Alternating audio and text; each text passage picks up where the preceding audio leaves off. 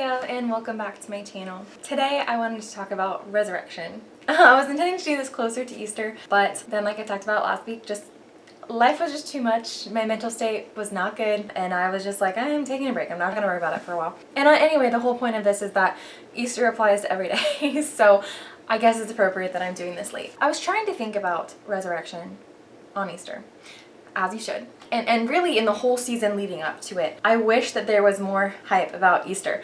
Like at Christmas, we have all of these traditions, all of these different smells, all of these different foods that we make, all of these different decorations that we put up, all of these things that we do. The whole season leading up to Christmas that make me feel like, yes, Christmas is coming. And it just gives me this certain feeling that I really like. And I think that's why Christmas is so special for people, because we're so good at making a celebration of it. And I'm like, Easter should be the most important holiday. It couldn't have happened without Christmas if Jesus didn't come. He couldn't have died and then been raised from the dead. But really, like, all of our hope is centered on what he did on the cross, not just the fact that he came, God and man, together to the world and was born as a baby. Like, that's very important. That's very good. That's the start of everything. But Easter is the culmination, the climax of everything. And I just wish that that had been a bigger deal for me and that I understood how to make it feel like a bigger deal. Because this year I was like, man, I really want to be thinking about this leading up to it. What can I be doing to help me realize the resurrection and be excited about it? And especially because it's my husband's favorite holiday. So good for him. And I was like, man, I wish that this was my favorite holiday. I wish that I looked forward to this every year. I wish that I understood more deeply what it is that we're celebrating. I feel like I've spent a lot of time thinking about what Christmas is actually about as you get older, and it's not as easy to just get that magical feeling just from putting up some decorations. So I'm being like, okay, what am I actually celebrating? Like, what is this feeling that I'm chasing after? What should I be feeling in this time? I feel like I've spent many years dwelling on that and slowly learning about that. But with Easter, I've never really known what I'm doing.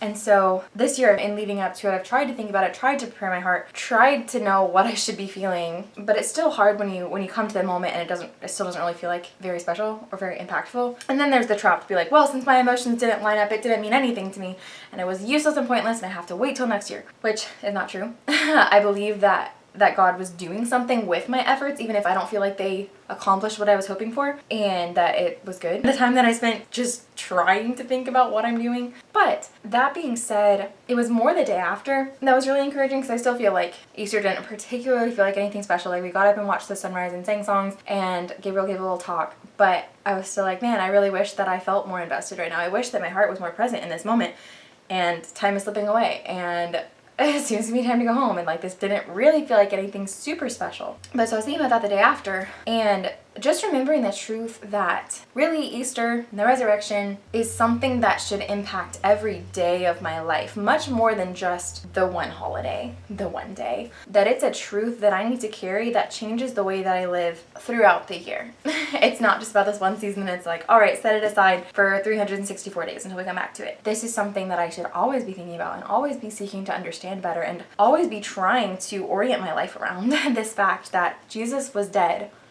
and God raised him. Yeah, if there is no resurrection of the dead, then not even Christ has been raised. And if Christ has not been raised, our preaching is useless, and so is your faith. So Paul seems to think that the resurrection is very important. That was in 1 Corinthians, by the way, chapter 15. And like, this is really the crux of our faith. But I was like, really, how often do I think about this? And then I was just thinking about, my life, as you do. I'm an introspective person. So this is literally what I do. This is why I make these videos. And I was just realizing, like, a lot of ways that my life would change if I really, truly, deeply believed in the resurrection of Jesus. If I understood fully all of its implications, if I reminded myself of that every day, was not just like, yeah, I'm a Christian, this is what I believe, but I really let it mean something to me and matter to me, it would change a lot of things. Hi, airplane. Genuinely, it would solve a lot of my problems. Because it's so hopeful. It's all built on this premise that everything can change in an instant.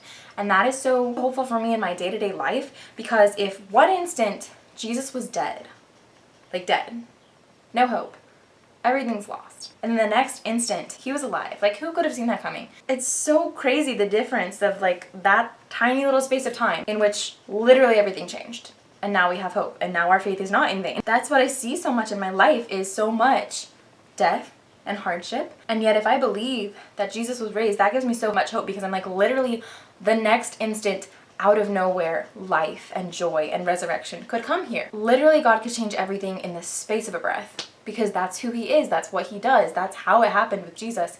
Death to life. Boom. And it's so hopeful for me to keep that perspective, to remember that like weeping may endure for the night, but joy comes in the morning, that there is going to be a time when it's not dark and terrible anymore. In my life, like I will see the goodness of the Lord in the land of the living, but then also afterwards, like at some point, death and sin are literally just done away with, and forever it's just life and joy and peace, and it's good. It's just good.